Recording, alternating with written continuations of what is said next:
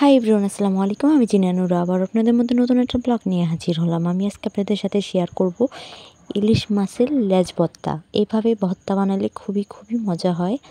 আর দূরে যেতে হবে না মাওয়াতে, যা ইলিশ মাছের লেজ ভর্তা খেতে। ওরা তো হাতে বানায়, আর এইভাবে বানাইলে অবশ্যই বাটনা দিয়ে যদি এইভাবে বেটে বানানো হয় যে কোনো মাছ, এভাবে খুবই মজা হয়, খুবই স্বাদ হয়।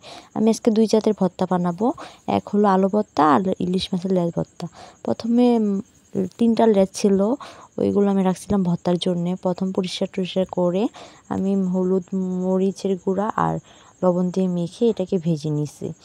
আমি জানি না কেন ভাজার ভিডিওটা ডিলিট হয়ে গেছে নাকি না বলতে পারি না, কিন্তু ভিডিওটা ছিল, অনেক খোঁজাখুঁজি করছি কিন্তু পাইনি। আমি অসুস্থ ছিলাম তো, তার জন্য আর বেশি করিনি। আমি ভাবলাম যে আপনারা তো অবশ্যই বুঝতে পারবেন যে মাছ যেভাবে ভাজে লেজটাও সেভাবে ভেজে নেবেন। তারপরে আমি এগুলা যে ইয়েগুলো ছিল, মাছগুলো আমি আলাদা করে নিচ্ছি, কাঁটাগুলো আমি আলাদা করে নিচ্ছি। নিয়ে এখন আপনার বাটনার ঘুটনি আছে একটা, এটা দিয়ে আপনি ডলা দিলেই আপনার কাঁটাগুলো বের হয়ে আসবে।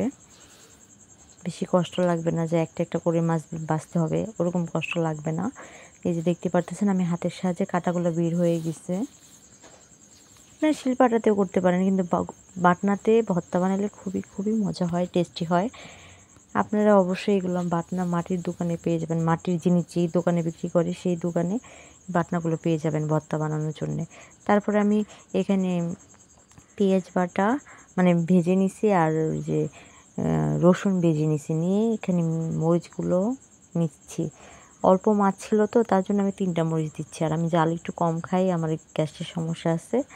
তারপরে আমি অল্প একটু লবণ দিয়ে এইগুলো হাতের সাহায্যে ডলে নিচ্ছি। আমার কেন জানি মনে হচ্ছে মরিচগুলো ভালো করে ভাঙতেছে না, আর তার জন্য হাতের সাহায্যে আমি মরিচটা ভেঙে নিচ্ছি। এখানে 4-5টা মরিচ দিছি। পরে আমি আরও একটা মরিচ দেওয়া হয়েছে, আমি আবার একটু লবণ দিয়ে হাতের সাহায্যে একটু মেখে নিচ্ছি। তারপরে ঘুটনা যেটা মানে বাটনার ঘুটনা যেটা, ওটা দিয়ে আমি ভালো করে ডলা দিয়ে নিব।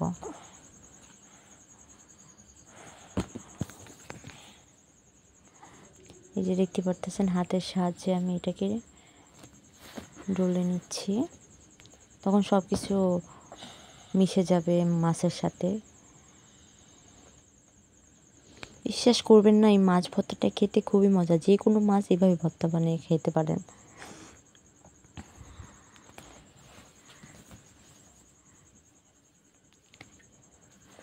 আমি ভালো করে স্পষ্টভাবে কথা বলতে পারতেছি না, আমার মুখে খুবই ব্যথা। আজকে কয়েকদিন ধরে খুবই অসুস্থ।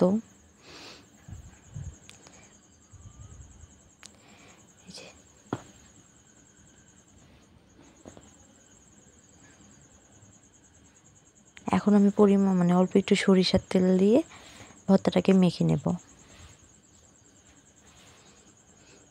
আর কি সুন্দর একটা ঘ্রাণ বেরোচ্ছে মাছের ভর্তার থেকে। তো ভাবলাম আজকে 2 জাতের ভর্তা করি। মাছের লেজ ভর্তার সাথে আমি একটু আলু ভর্তাও করছিলাম। আমার আলু ভর্তা খুবই পছন্দ, কিন্তু ডাক্তারে নিষেধ দিয়েছে খাওয়ার জন্যে।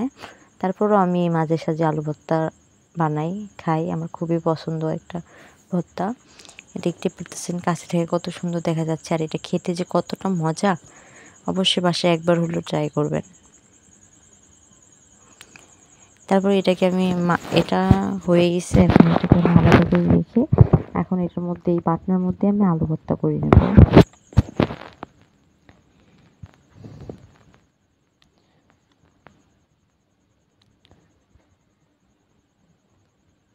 এই যে এখানে আমি কোনো রসুন নিইনি, এখানে শুধু পেঁয়াজগুলো ভালো করে ভেজে নিছি। পেঁয়াজটা যদি ভালো করে লাল করে ভাজা হয়, আলু ভর্তাটা খেতে খুবই মজা হয়, কিন্তু পোড়া যাবে না। পেঁয়াজটা যদি পুড়ে যায় তাহলে ভর্তা খেতে একদম ভালো লাগে না। আমি এটার মধ্যে ঘুটনি ব্যবহার করব না, আমি হাতের সাহায্যে আলু ভর্তাটা বানিয়ে নেব।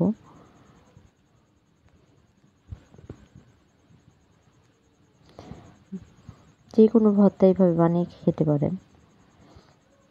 সাথে যদি একটু ধনিয়া পাতা হতো আরও ভালো হতো, কিন্তু ভাগ্যিস আমাদের এদিকে মানে দুর্ভাগ্য তো এদিকে পাওয়া যায় না ধনিয়া পাতা শীত ছাড়া, আর আমাদের শহরে তো সবসময় পাওয়া যায়। তারপরে এই যে এখানে আমি আলু সিদ্ধ করে নিয়েছিলাম।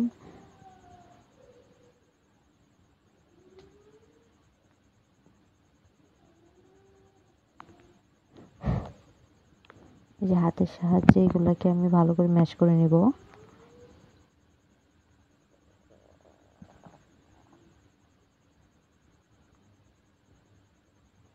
আর ভর্তার মধ্যে যদি সরিষার তেল না দেওয়া হয় এই ভর্তার কিন্তু কোনো স্বাদই মনে হয় না। মানে যদি ভর্তার আসল স্বাদ পেতে চান তাহলে অবশ্যই সরিষার তেল দিয়ে তারপরে ভর্তা বানাবেন। এই হাতের সাহায্যে, কারণ আলুগুলো নরম ছিল, হাতের সাহায্যে করে নিছি। এখন আমি একটু সরিষার তেল দিয়ে এটাকে ভালো করে মেখে নেব।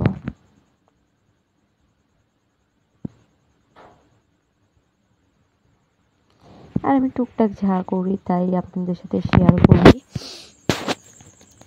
যদি ভালো লাগে সবসময়, আমি তো সবসময় ভিডিও দেওয়ার চেষ্টা করি। আমি কয়েকদিন ধরে অসুস্থর কারণে ভিডিও দিতে পারতেছি না। কারোর মেসেজের রিপ্লাই দিচ্ছি, কিন্তু আমাকে সাপোর্ট করলে অবশ্যই সাপোর্ট পাবেন। হয়তো একদিন দেরি হবে, 2 দিন দেরি হবে। আমি কয়েকদিন ধরে মোবাইলটা ভালো করে নিতে পারতেছি না। তারপরও চিন্তা করলাম যেহেতু কাজটা করতেছি, ওটার মধ্যে যদি ভিডিও না দেওয়া হয়। যাই হোক, এই যে দেখেন আলু ভর্তা হয়ে গেছে, কত সুন্দর দেখা যাচ্ছে। আর এটা খেতে খুবই খুবই মজা হয়েছিল।